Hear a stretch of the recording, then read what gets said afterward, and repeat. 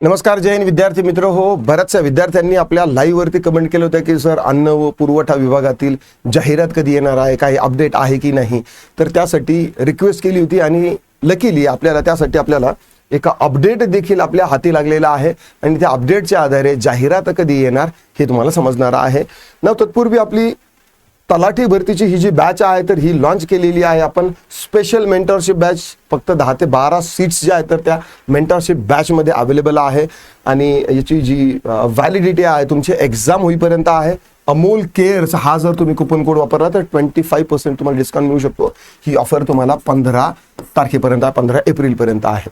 Normal batch join करायची असेल तर नॉर्मल देखील करू शकता किंवा पर्सनल मेंटरशिपची करायची असेल तर ती देखील करू शकता. आता येऊया आपल्या आजच्या या अपडेट वरती. ठीक आहे, आता हे अपडेट आहे वैध मापनशास्त्र यंत्रणेतील निरीक्षक वैध मापनशास्त्र संवर्गाची 1 जानेवारी 2026 दिनांकानुसार अंतिम सेवा ज्येष्ठता यादी. नाव हे जरी तुम्हाला समजलं नसलं तरी एवढं फक्त आहे, अन्न व नागरी पुरवठा व ग्राहक संरक्षण विभाग म्हणजे अन्न व नागरी पुरवठा विभागाचं हे पत्रक आहे आणि या अन्न व नागरी पुरवठा विभागामध्ये सध्या अंतिम ज्येष्ठता यादी म्हणजेच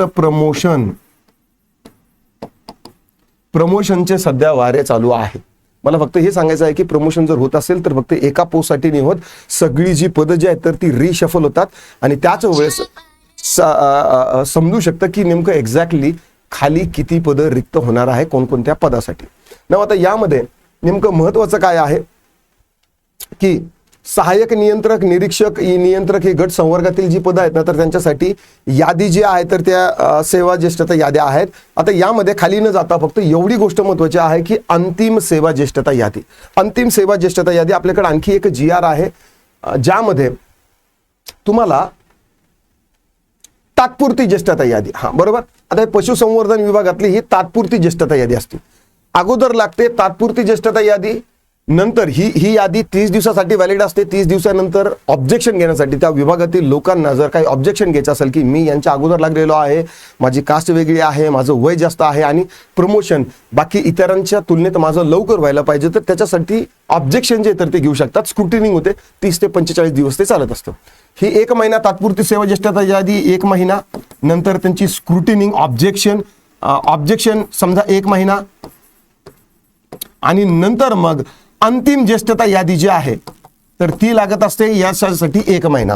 आता ही झाली वेगळ्या विभागाची. याची नंतर या ग्रामविकास विभागाचे काय लागणार आहे की एक अंतिम ज्येष्ठता आणखी 3 महिन्यानंतर लागेल. आता ही प्रोसेस झालेली आहे, अंतिम सेवा ज्येष्ठता यादी लागलेली आहे म्हणजे फायनल केलेलं आहे सगळं ऑब्जेक्शन वगैरे घेऊन. आता हा जी यादी आहे तर ती यादी तो विभाग वित्त विभागासाठी पाठवेल, वित्त विभागाची मान्यतेसाठी, कारण लोकांची पगार बदलणार आहे, त्यांचं पद बदलणार आहे, त्यांची PF ग्रॅज्युटी ESIC बाकीचे इतर भत्ते सगळे बदलणार आहे. 3 ते 6 महिने जे आहे तर ते वित्त विभाग घेतं आणि वित्त विभागाने मान्यता दिल्यानंतर तिथून पुढे 3 महिने त्या लोकांची पर्टिक्युलरली बदली होत असते किंवा पोस्ट त्यांना जी वाढून जे आहे कारभार जो आहे तर त्यांना वाढून मिळत असतो आणि पोस्ट मिळाल्यानंतर तिथून पुढे 3 महिने म्हणजे 6 ते 9 महिने इथून पुढे ही जाहिरात येणार नाही. अन्न व पुरवठा विभागाची ही जाहिरात आहे तर ही 2026 मध्ये येण्याचे फार कमी चान्सेस मला दिसत आहे. आशा करतो तुम्हाला हा व्हिडिओ आवडला असेल तर लाईक करा, शेअर करा, कमेंटमध्ये तुमचे काही दिक्कत, डाऊट, क्वेरी, परेशानी असतील नोंदवू शकता. आता पुरतं एवढंच, थांबतो, पुन्हा भेटूया. राम राम.